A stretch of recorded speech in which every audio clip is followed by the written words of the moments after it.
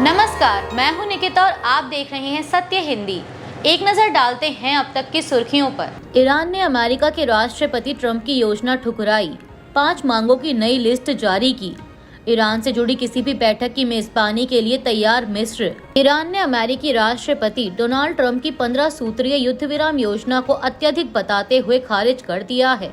Tehran ने साफ कहा कि वह अपनी शर्तों पर ही युद्ध खत्म करेगा। ईरानी सरकारी मीडिया के अनुसार ईरान ने 5 नई मांगे रखी हैं, जिनमें अमेरिका और इसराइल की सैन्य कार्रवाई पूरी तरह रोकना, युद्ध से हुए नुकसान का मुआवजा और भविष्य में दोबारा हमला न होने की गारंटी शामिल है। इसके अलावा ईरान ने पूरे क्षेत्र में सक्रिय प्रतिरोधक समूहों के खिलाफ कार्रवाई बंद करने और स्ट्रेट ऑफ होर्मुज पर अपनी संप्रभुता को मान्यता देने की भी मांग की है। ईरान ने कहा कि युद्ध कब और कैसे खत्म होगा, यह अमेरिका तय नहीं कर सकता। मिस्र के विदेश मंत्री बद्र अब्देलती ने बुधवार को कहा कि काहिरा ईरान से जुड़ी किसी भी बैठक की मेजबानी करने के लिए तैयार है, बस शर्तें उससे तनाव कम करने में मदद मिले। अब्देलती ने एक प्रेस कॉन्फ्रेंस में कहा कि मिस्र अमेरिकी राष्ट्रपति ट्रंप की ईरान के साथ बातचीत करने की पहल का समर्थन करता है। अमेरिकी योजना पर ईरान की प्रतिक्रिया के बारे में उन्होंने कहा कि हमें अपने प्रयास जारी रखने होंगे। यह सब कूटनीति और बातचीत पर निर्भर है। ब्रिटेन और फ्रांस इस हफ्ते लगभग 30 देशों के साथ मिलकर सैन्य बातचीत की अध्यक्षता करेंगे, जिसका मकसद होर्मुज जलडमरू मध्य को फिर से खोलने के लिए एक गठबंधन बनाना है। यह जानकारी बुधवार को एक ब्रिटेन के रक्षा अधिकारी ने एएफपी को दी। Britain, France, Germany, Italy, Japan और नीदरलैंड ने पिछले हफ्ते कहा था कि वे होर्मुज जलडमरू मध्य से सुरक्षित मार्ग सुनिश्चित करने के लिए उचित प्रयासों में योगदान देने को तैयार हैं। इसके बाद 24 और देशों ने इस बयान का समर्थन किया। मिडिल ईस्ट संकट पर सर्वदलीय बैठक, विपक्ष ने उठाए सवाल। कांग्रेस बोली सर्वदलीय बैठक असंतोषजनक रही। ईरान इसराइल अमेरिका युद्ध से भारत में उपजे संकट को लेकर बुलाई गई सर्वदलीय बैठक में एकजुटता की बात कही गई तो कई मतभेद भी दिखे। संसदीय मामलों के मंत्री किरेन रिजिजू ने बैठक के बाद कहा कि विपक्ष सरकार के साथ खड़ा है, लेकिन कांग्रेस सांसद तारिक अनवर ने कहा कि बैठक असंतोषजनक रही। वहीं आम आदमी पार्टी नेता संजय सिंह ने हालात पर चिंता जताई और युद्ध शुरू होने से 2 दिन पहले पीएम मोदी की इसराइल यात्रा को लेकर कड़े सवाल पूछे।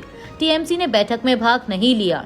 प्रधानमंत्री मोदी और लोकसभा में विपक्ष के नेता राहुल गांधी भी बैठक में शामिल नहीं हुए। सभी दलों ने ऊर्जा संकट पर चिंता जताई है। रक्षा मंत्री राजनाथ सिंह की अध्यक्षता में हुई इस बैठक में सरकार ने विपक्षी नेताओं को स्थिति की जानकारी दी। महिला आरक्षण को लेकर कांग्रेस का सरकार पर हमला, लगाया एलपीजी संकट से ध्यान भटकाने का आरोप। कांग्रेस ने केंद्र सरकार पर आरोप लगाया है कि एलपीजी और ऊर्जा संकट से ध्यान भटकाने के लिए वह महिला आरक्षण का मुद्दा उठा रही है। कांग्रेस नेता जयराम रमेश ने कहा कि 2023 में पारित नारी शक्ति वंदन अधिनियम को बिना परिसीमन और जनगणना के लागू करने की कोशिश की जा रही है, जबकि पहले सरकार ने इसे जरूरी बताया था। रिपोर्ट्स के अनुसार लोकसभा सीटें 543 से बढ़ाकर 816 करने और नई सीटों में 33% महिलाओं को आरक्षण देने की योजना है, जिसे 2029 से लागू किया जा सकता है। कांग्रेस ने यह भी कहा कि देश में एलपीजी की कमी और पेट्रोल डीजल को लेकर लंबी लाइनों के बीच सरकार नया मुद्दा ला रही है। पॉक्सो केस में स्वामी अभिमुक्तेश्वरानंद को राहत, हाईकोर्ट से मिली अग्रिम जमानत। इलाहाबाद हाईकोर्ट ने बुधवार को स्वामी अभिमुक्तेश्वरानंद सरस्वती को पॉक्सो मामले में अग्रिम जमानत दे दी। लाइव लॉ के अनुसार 27 फरवरी को जस्टिस जितेंद्र कुमार सिन्हा की बेंच ने उनके अग्रिम जमानत के मामले में आदेश सुरक्षित रखे थे। यह निर्देश दिया था कि अंतिम फैसला आने तक अभिमुक्तेश्वरानंद सरस्वती और उनके शिष्य को गिरफ्तार नहीं किया जाएगा। बार एंड बेंच के मुताबिक पिछले महीने विशेष पॉक्सो कोर्ट ने पुलिस को आदेश दिया था कि अभिमुक्तेश्वरानंद के खिलाफ केस दर्ज कर जांच शुरू की जाए। आरोप था कि उन्होंने कैंप में 2 नाबालिग लड़कों का यौन शोषण किया। जस्टिस जितेंद्र कुमार सिन्हा ने मामले की सुनवाई करते हुए कहा कि पीड़ितों ने घटना अपने अभिभावक को नहीं बताई और इसे शिकायतकर्ता को बताया, जो उनके लिए अजनबी हैं। यह सामान्य मानव व्यवहार और आचरण के अनुरूप नहीं माना जा सकता। कोर्ट ने केस दर्ज करने में हुई देरी पर भी सवाल उठाया।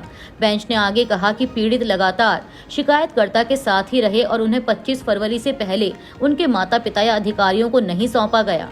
बता दें कि इससे पहले 27 फरवरी को कोर्ट ने अभियुक्त को गिरफ्तारी से अंतरिम राहत दी थी और आज कोर्ट ने निर्देश दिया है कि अगर उनकी गिरफ्तारी होती है तो उन्हें अग्रिम जमानत पर रिहा किया जाएगा। ईरान का यूएसएस अब्राहम लिंकन पर हमले का दावा। पश्चिमी इराक में बेस पर ताज़ा हमले में 7 लोगों की मौत। ईरान स्कूल हमले पर यूएन मानवाधिकार परिषद में होगी आपात बहस। न्यूक्लियर ठिकानों के पास हमले से बड़ी तबाही का खतरा। यूएन। पश्चिम एशिया में जारी युद्ध के बीच तनाव उस समय और बढ़ गया जब ईरान ने अमेरिकी विमान वाहक जहाज यूएसएस अब्राहम लिंकन पर हमले का दावा किया। ईरानी नौसेना के अनुसार कादर क्रूज मिसाइलों से जहाज को निशाना बनाया गया, जिससे उसे अपनी स्थिति बदलनी पड़ी। यह घटना ऐसे समय में हुई है जब अमेरिका ईरान को 15 सूत्रीय युद्ध विराम प्रस्ताव के तहत 1 महीने तक लड़ाई रोकने की बात कर रहा है। ईरान की फार्स न्यूज एजेंसी ने हमले का एक वीडियो भी जारी किया, हालांकि इसकी स्वतंत्र पुष्टि नहीं हो पाई है। इससे पहले भी 1 मार्च को इसी जहाज पर बैलिस्टिक मिसाइलों से हमले का दावा किया गया था। ईरान ने चेतावनी दी है कि उसकी मिसाइल रेंज में आने वाले किसी भी अमेरिकी जहाज को निशाना बनाया जाएगा। इराक के रक्षा मंत्रालय ने बुधवार को बताया कि पश्चिमी इराक में एक नए हमले में 7 सुरक्षाकर्मी मारे गए। यह हमला उसी बेस पर हुए एक जानलेवा हमले के ठीक 1 दिन बाद हुआ, जिसमें पहले पैरामिलिट्री संगठन हशद अल शाबी को निशाना बनाया गया था। ईरान समर्थक हथियारबंद गुटों ने इराक और पूरे क्षेत्र में अमेरिकी हितों पर हुए हमलों की जिम्मेदारी ली है, जबकि इन गुटों को भी जवाबी हमलों का निशाना बनाया गया, जिसमें सरकार से जुड़े ठिकाने भी शामिल हैं। इराक के प्रधानमंत्री कार्यालय ने बुधवार को कहा कि इराक इस ताज़ा हमले के संबंध में संयुक्त राष्ट्र सुरक्षा परिषद में औपचारिक शिकायत दर्ज कराएगा।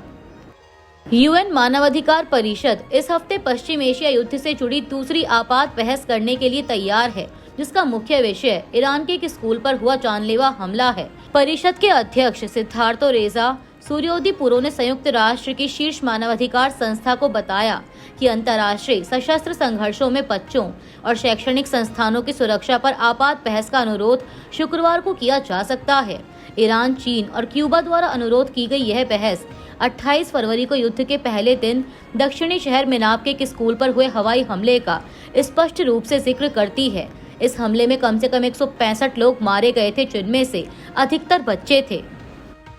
संयुक्त राष्ट्र के मानवाधिकार प्रमुख वोल्कर तुर्क ने कहा कि ईरान और इसराइल के न्यूक्लियर ठिकानों के आसपास होने वाले हमलों से बड़ी तबाही मचने का खतरा है। उन्होंने चेतावनी दी कि पश्चिम एशिया में चल रहे युद्ध ने बेहद खतरनाक हालात पैदा कर दिए हैं।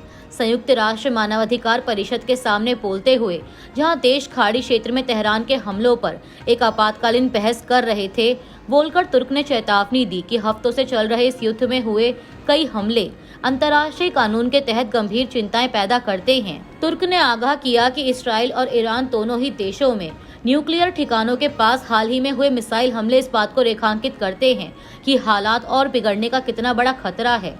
देश एक बड़ी तबाही को न्योता दे रहे हैं। देश के कई हिस्सों में एलपीजी और पेट्रोल डीजल को लेकर लंबी कतारें देखने को मिल रही हैं, जिससे लोगों में संकट की आशंका बढ़ गई है। हालांकि केंद्र सरकार ने साफ किया कि किसी भी ईंधन की कमी नहीं है और अफवाहें फैल रही हैं। इस बीच सरकार ने नया आदेश जारी कर कहा है कि जिन घरों में पाइप्ड नेचुरल गैस यानी पीएनजी उपलब्ध है, उन्हें 3 महीने के भीतर इस पर स्विच करना होगा, वरना एलपीजी सप्लाई बंद की जा सकती है। सरकार का कहना है कि इससे गैस वितरण बेहतर होगा और दूर दराज इलाकों तक एलपीजी पहुंचाई जा सकेगी। वहीं विपक्षी दलों ने इसे लेकर सरकार पर निशाना साधा और देश भर में विरोध प्रदर्शन किए। कुछ शहरों में पेट्रोल डीजल के लिए भी भीड़ देखी गई, जिसे सरकार ने अफवाहों का नतीजा बताया है। अमेरिकी राष्ट्रपति ट्रंप के बयान के बाद वार्ता की शुरू हुई अटकलों पर पाकिस्तान में ईरान के राजदूत ने प्रतिक्रिया दी है। मीडिया रिपोर्ट्स के अनुसार इस्लामिक रिपब्लिक न्यूज एजेंसी के मुताबिक रजा अमीरी मुकद्दम ने कहा कि दूसरे देशों की ओर से की जा रही दोस्ताना कोशिशों का मतलब ये नहीं है कि ईरान और अमेरिका के बीच बातचीत है। यह सिर्फ तेहरान और वाशिंगटन के बीच बातचीत की जमीन तैयार करने की कोशिश है, जिससे हम उम्मीद करते हैं कि यह थोपे गए युद्ध को खत्म करने में मददगार होगी। बंगाल चुनाव से पहले नया राजनीतिक मोर्चा तैयार। ओवैसी और हुमायूं कबीर की पार्टी के बीच हुआ गठबंधन। पश्चिम बंगाल विधानसभा चुनाव के लिए एआईएमआईएम और आम जनता यूनियन पार्टी ने गठबंधन का ऐलान किया है। इसकी जानकारी एआईएमआईएम के प्रमुख असदुद्दीन ओवैसी और आम जनता यूनियन पार्टी के संस्थापक हुमायूं कबीर ने साझा प्रेस कॉन्फ्रेंस कर दी। टीएमसी से निष्कासित नेता हुमायूं कबीर ने कहा कि आज मेरे भाई असदुद्दीन ओवैसी मेरे साथ हैं और आम जनता, हमारी पार्टी और AIMIM मिलकर पश्चिम बंगाल में होने वाले चुनावों में हिस्सा लेंगे। हम करीब 185 से 192 उम्मीदवार उतारेंगे। वहीं असदुद्दीन ओवैसी ने कहा कि हम पूरी कोशिश करेंगे कि यह गठबंधन सफल हो। जिन सीटों पर हम चुनाव लड़ेंगे उनकी संख्या लगभग तय हो चुकी है। 1-2 सीटों पर चर्चा चल रही है जो जल्द ही तय हो जाएगी। इस चुनाव में हमारी मुख्य कोशिश यह है कि इस राज्य में मुस्लिम अल्पसंख्यक से राजनीतिक नेतृत्व सामने आए और मजबूत बने।